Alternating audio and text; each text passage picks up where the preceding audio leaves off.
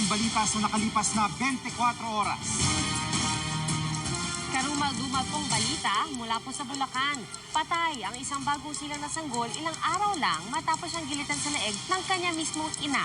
Sa Cavite naman, Pia, pinagbabaril at pinagsasaksak ang 3 biktima sa mismong bahay nila. Critical silang lahat ngayon. At ito naman po, krimen sa kabubukas pa lang na G. Araneta Underpass sa Quezon City kung saan hinaras po at pinaputokan daw ng isang nagpakilalang pulis ang isang empleyado ng Commission on Audit. At ito naman po, higanting libro na gawang Pinoy. Alamin kung ano ang mga mababasa dyan. At, siyempre, si Hollywood star Zac Efron na nasa Pilipinas ngayon. Aba, may gusto raw subukan.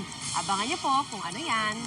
Yan at iba pang mga balita ngayon na dito sa 24 Oras Weekend.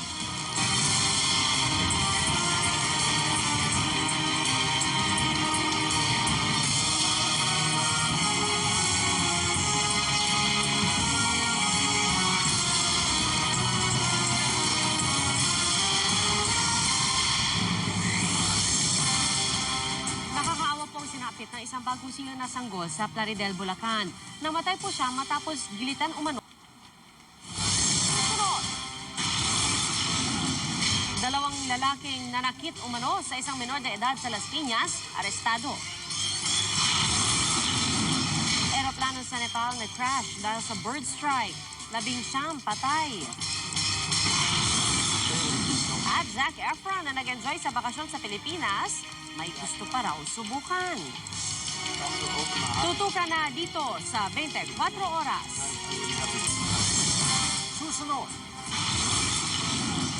2 lalaki arestado dahil sa umano'y pananakit sa isang menor de edad sa Las Piñas. At Zac Efron, may iba pang gustong gawin bukod sa pag-arte sa telebisyon at pelikula. Tutok lang dito sa 24 Oras. 24 Oras. Mga kapuso, sigurado pong mamamangha kayo sa librong 10,000 Lines, Project for World Peace. Sa taas po kasi na 3 feet at lapad na 2 feet, abaya na raw ang pinakamalaking libro sa bansa. At Jiggy, kwento nga sa atin ang nagsulat nito na si Edwin Cordevilla. Hindi world record ang target niya sa libro, kundi ang iparating lamang. Ang mensahe ng libro, ang kapayapaan. At Pia, simpleng English din daw ang kanyang ginamit sa napakahabang tula sa napakalaking librong yan. Kaya sigurado raw na maintindihan ito lalo na ng mga bata. At mga kapuso, yan po mabalita ang aming tinutukan sa nakalipas na 24 oras. Maraming salamat sa inyong pagtitiwala. 87 araw na lang. Pasko na. Mula po sa tahanan ng katotohanan, ako po si Tia Arcangel. Ako po si Jiggy Manikad, ito ang GMA. Walang kinikilingan, walang pinoprotektahan. Walang kasinungalingan, serbisyong totoo lamang. At dahil hindi natutulog ang balita, nakatuto kami 24 oras.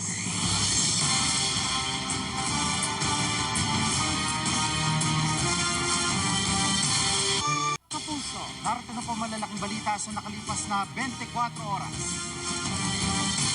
Matapos po ang 32 rounds ng formal exploratory talks, masaya ibinalita ni Pangulo Aquino ang nabuong draft framework agreement ng gobyerno ng Pilipinas at ng MILF kaugnay ng usaping pangkapayapaan. 2012 bar examinations nagsimula na, seguridad sa University of Santo Tomas, kung saan ginanap ang pagsusulit, mas pinaigpit. Samantala, Jiggy, pumanaw na ang 4 na taong gulang na bata na aksidente pong natusok ng stick ng 3 taong gulang naman niyang kalaro. At balita naman po sa mga probinsya, Pia, niyanig ng isang 5.6 magnitude na lindol ang Ilocos Norte. Habang sa Davao del Norte, nasunog ang isang warehouse ng hospital equipment kaninang umaga. At samantala, halos 1 taon matapos ang karumal-dumal na pagpaslang sa UP Los Baños student na si Given Grace Sebanico, patuloy pa rin ang panawagan para sa hustisya ng kanyang mga naulila. Sa pagdiriwang naman ng World Animal Day, binasbasan ang mga alagang aso pati na exotic pets. Ang hero dog na si Kabang, naki-eksena po dyan. At naku, eto, silipin po natin ang beach house ni pambansang kamao Manny Pacquiao sa Sarangani. Exclusive po yan.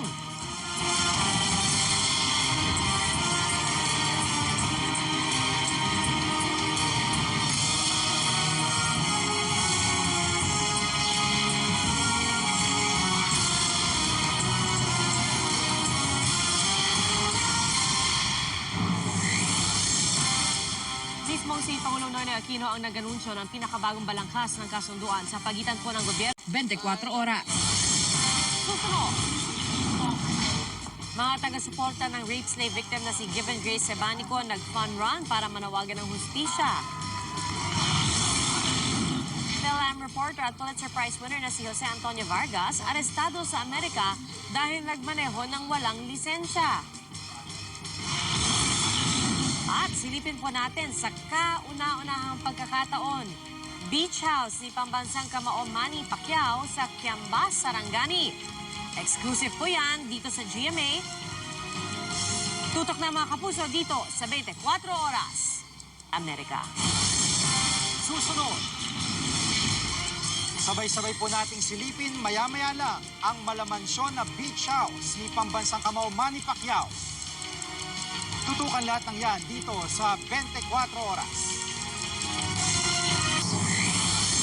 At yan po ang mga balita aming tinutukan sa nakalipas na 24 oras. Maraming salamat po sa inyong pagtitiwala.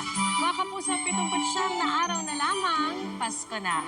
Mula sa tahanan ng katotohanan, ako po si PR Arcangel. Ako po si Jigo Manica, dito ang GMA. Walang kinikilingan, walang pinoprotektahan. Walang kasinungalingan, serbisyong totoo lamang. At dahil hindi natutulog ang balita, Nakatuto kami 24 oras.